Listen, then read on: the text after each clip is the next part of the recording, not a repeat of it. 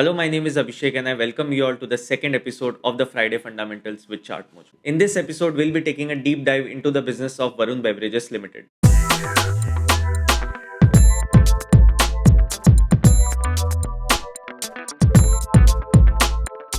Most of the viewers who are watching this video must have consumed soft drinks like Pepsi, Coca-Cola, Mountain Dew or any other before. And that is the business of Varun Beverages Limited. They are the largest franchisee of PepsiCo in the world apart from USA. So PepsiCo has a huge brand portfolio in India and some of the brands are Lay's, Pepsi, 7 Up, Doritos, Cheetos, Gatorade, Kurkure, Lipton Iced Tea, Mirinda, Mountain Dew, Uncle Chips, to name a few. And Varun Beverages Limited, as you can guess from the name itself, is focusing on the soft drinks and other beverages that PepsiCo runs in this country. So, before analyzing Varun Beverages Limited, let's talk about the Indian soft drinks market. So, over the past few years that we have analyzed, the Indian soft drink market has been growing significantly. And there are many factors that are leading to it. So, let's talk about them in details. The number one being the young demographic profile that India has. So, demographics simply means the classification of the age group in this country. So let's take an example of Japan. सो अगर आप Google करें Japan's demographic profile तो आपको पता चलेगा कि वहां पे सीनियर सिटीजन्स बहुत ज्यादा है as compare to young people. And there are many reasons that led to Japan becoming an old man economy. So couple of factors के बारे में बात कर लेते हैं. Number one being a strong medical infrastructure and a strong food habit. So owing to these two factors, the average age of living in Japan is close to 85, whereas in India it's close to 70. Also similar to China, Japan also has a one child culture. So in a nutshell, Japan में birth rate भी कम है और death rate भी कम है जिसके कारण वहाँ की population slowly and steadily बढ़ती जा रही है. And now if we talk about India, India doesn't have that one child culture that's going on in China and Japan. In India, the birth rate is on the higher side as compared to these countries and the death rate is also very fast. जिसके कारण यहाँ पे young population बहुत ज़्यादा है. And now let's come down to the second factor, and that is rapid urbanization. So India is the fastest growing major economy in the world. So slowly people are shifting from agriculture to manufacturing or to service sector. जिसके कारण क्या हो रहा है कि urbanization बहुत बढ़ चुका है इंडिया में. And if we see the soft drinks market in India, it is majorly dominated in the urban areas as compared to the rural areas. So if urbanization and middle class is growing rapidly, there is no doubt that soft drinks market will also grow. The third point being electrification. Now you must be thinking कि electricity और soft drinks का क्या connection है.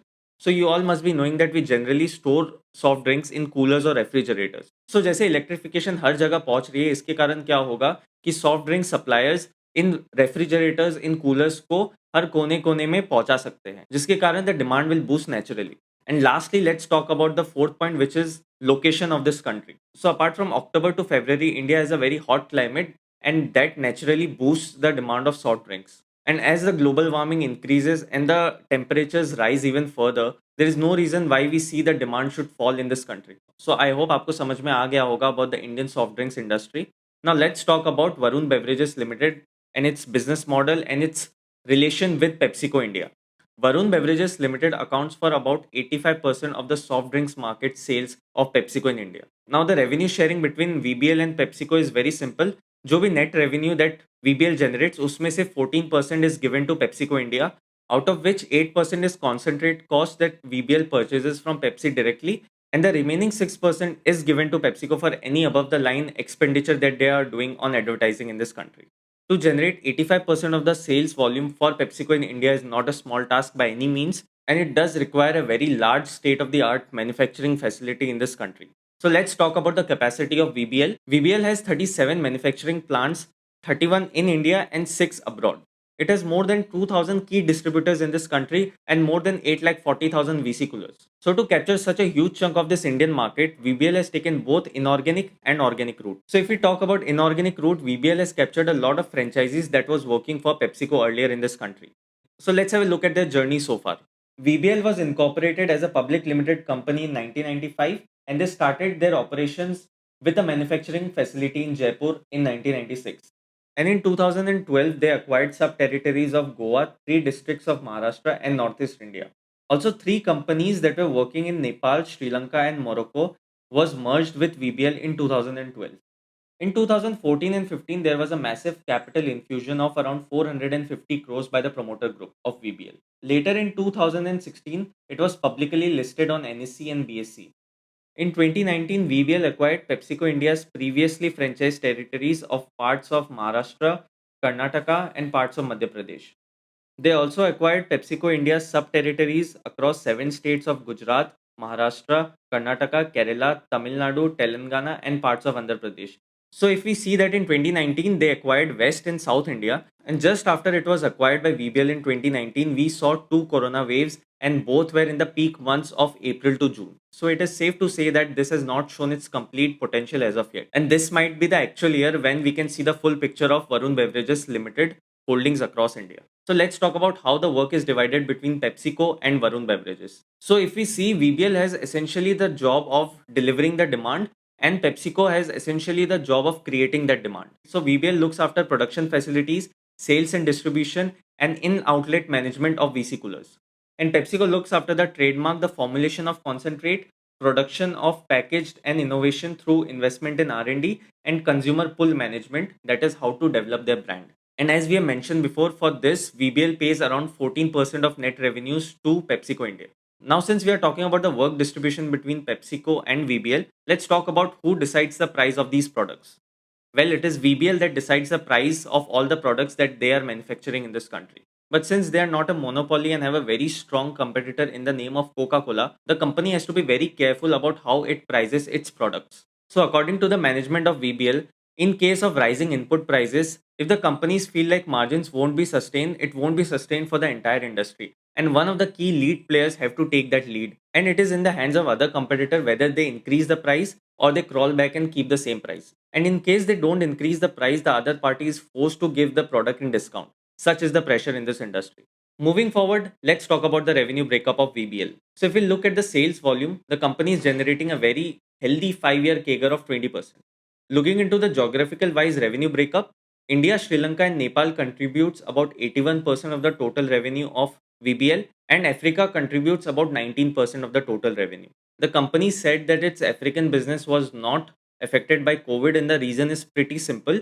So, if you look at the positioning of Africa, it is in the southern hemisphere, meaning it's usually winters during the first half of the year and it's summers during the second half of the year. And we have seen that both the COVID waves peaked in Africa during the first half of the year, which is usually the dull period of this business. Now, let's talk about the segment wise revenue breakup.